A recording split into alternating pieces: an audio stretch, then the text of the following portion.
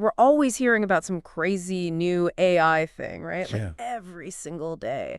But this one feels like something straight out of science fiction. Like, you know those movies where they take a picture and suddenly Yeah. they can make a video of that person like talking and moving around. Oh, totally. That's what we're diving into today. This AI that can take just one photo. It's wild. It's called OmniHuman-1 OmniHuman-1. from ByteDance, the TikTok people. Wow. And it's not just like simple face swaps or those kind of basic tricks. Right, right. This is next level.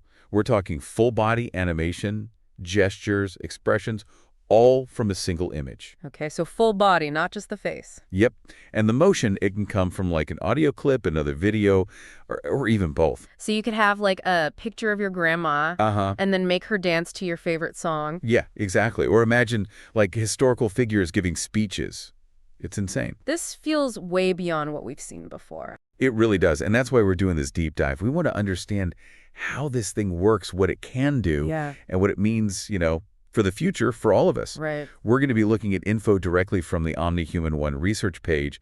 And also there's this super interesting YouTube discussion that really digs into the potential impact of this. Okay, so starting off, what exactly is OmniHuman-1, like technically speaking? So they call it an end-to-end multimodal AI framework. Basically, that means it takes care of the whole process from that initial photo and motion input all the way to spitting out a finished video. Okay. And multimodal is key because it can work with different types of input. So image plus audio, image plus video, or even a mix of those. And the image, it could be a portrait, half body, full body, whatever. So it's pretty flexible. Oh, super flexible. And the output, like I said, it's not just animation, it's realistic. Natural movements, gestures, expressions, like all the little things that make a video believable. The official OmniHuman-1 website and their research paper, which you can find on Arxiv, there are main references here. All right, so it takes the photo, takes the movement data, but how does it actually combine those? Like, what's the process? All right, so this is where it gets really cool. OmniHuman-1 uses a diffusion-based framework. Imagine, like, taking a blurry image and then gradually sharpening it, adding details until it's super clear. I kind of get that. Yeah. So the model does something similar, generating the video frame by frame, adding those layers of movement and detail as it goes. It analyzes the image for facial features, body structure, and then uses the motion input, whether it's audio or video, to figure out how everything should move. So it needs to understand how bodies actually work. Exactly. It uses these things called pose heat maps, which are like digital stick figures that help it understand body position. Then it analyzes audio waveforms for speech or music, and it can even extract movement cues directly from other videos. Pose heat maps. Got it. So it's like figuring out the person's skeleton and how that skeleton should move. Yep, precisely. And then there's this super powerful component called a diffusion transformer architecture, or DIT. Transformers are a type of neural network that have been crushing it in AI, and in this case, they help the model learn what we call motion priors. Basically, it learns from tons of data how humans typically move, so we can generate realistic movements that aren't stiff or awkward. And I saw something called an omni-condition training strategy. What is that about? Yeah, this is really clever. One of the challenges in training AI for this kind of thing is that there isn't a ton of data with perfect image and motion sync. But ByteDance found a workaround. They train the model using both weak conditions, like just audio, and stronger conditions, like full motion capture data. This allows them to use a much wider range of data for training.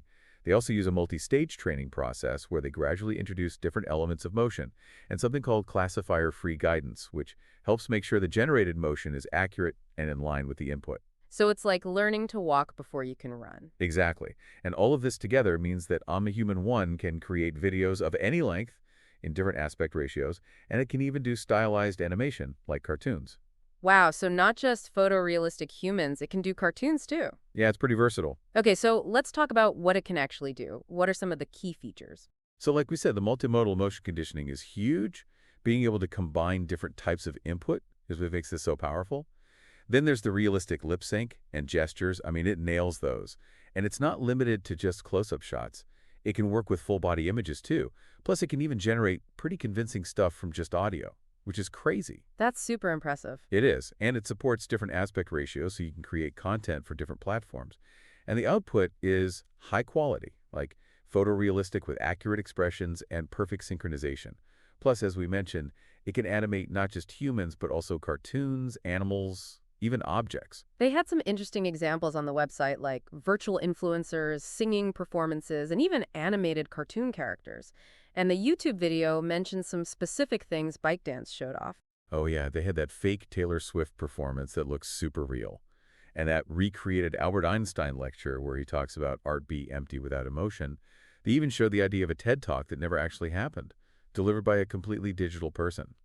And there was that one with the wine glass where they pointed out that there are still a few minor glitches, which I guess is a reminder that this tech is still developing.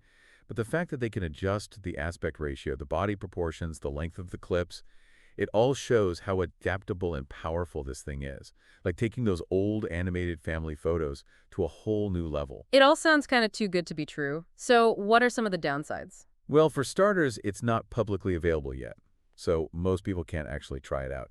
And it's probably very resource intensive, meaning you need a lot of computing power to run it. Makes sense. Generating all those complex movements and details probably takes a lot of processing. So how does this compare to other AI animation tools that are already out there, like Synthesia, Sora, Veo, those kind of things? That's a great question. In terms of input flexibility, OmniHuman-1 seems to be more versatile. It can handle audio, text, video motion capture, pose data, all sorts of stuff. Other tools often focus on just one or two types of input. And when it comes to the scope of the animation, OmniHuman-1 is really pushing the boundaries with its full-body animation and natural movements. A lot of other tools are still mostly focused on facial animation or upper body stuff. So being able to do the whole body is a big deal. Huge deal. And the level of realism and accuracy is also impressive.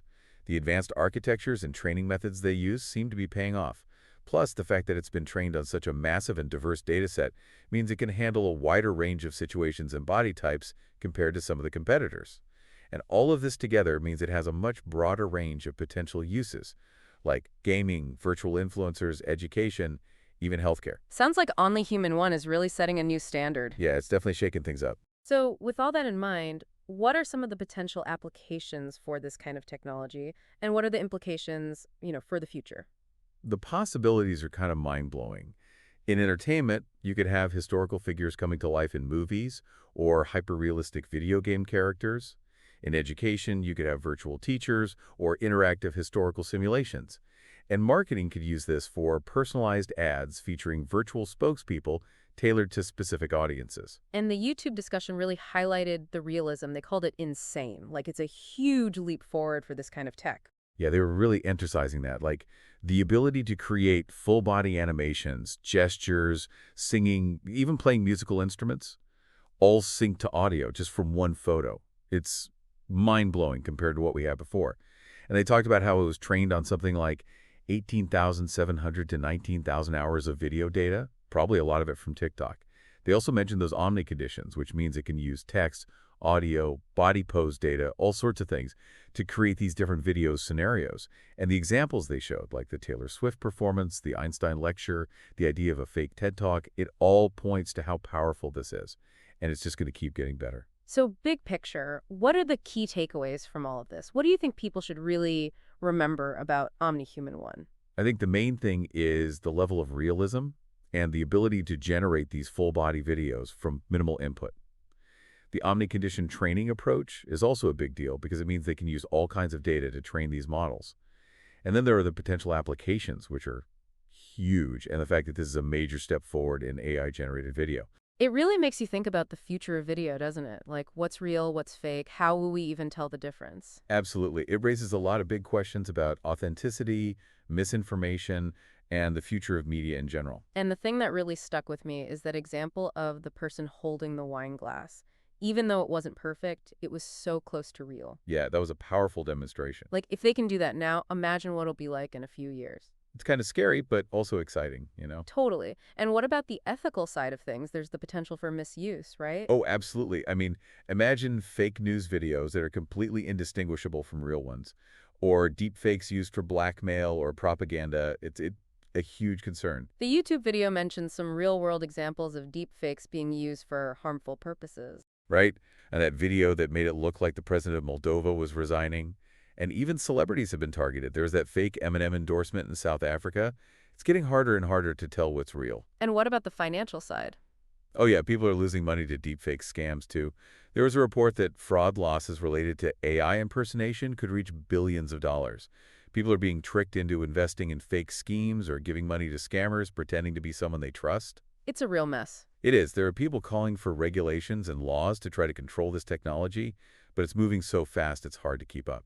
So where does ByteDance stand on all this? Are they doing anything to address these concerns? Well, they haven't publicly released OmniHuman-1 yet, so it's not widely available, but it's probably just a matter of time before this kind of technology is everywhere. Other labs are working on similar things, and it could even become open source. And what about the positive applications? They mentioned some of those too, right? Yeah, they talked about how it could be used in education, like bringing historical figures to life or creating virtual assistants, and it could be used for content creation on platforms like TikTok, AI avatars and stuff. They even talked about the possibility of casting deceased actors in movies, which is kind of wild. So it's a double-edged sword, really. Definitely. It has the potential to be incredibly beneficial, but also incredibly dangerous. It all depends on how we use it. And what about the future of OmniHuman-1 itself? Where do you see this going? Well, I think ByteDance is in a really strong position here. They have access to TikTok's massive video library, which gives them a huge advantage in terms of training data. And the omni-condition approach seems to be very effective.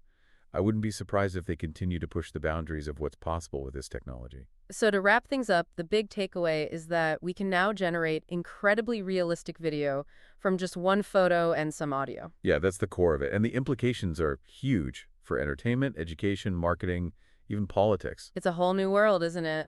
It really is. And we need to start thinking about how to navigate it, how to use this technology responsibly and ethically. I think that's a great place to leave it. Thanks for breaking all this down for us. It's been a fascinating deep dive. My pleasure. It's a topic that deserves a lot more attention and discussion. Absolutely. And to our listeners, we encourage you to keep thinking about this. What are the potential benefits and risks?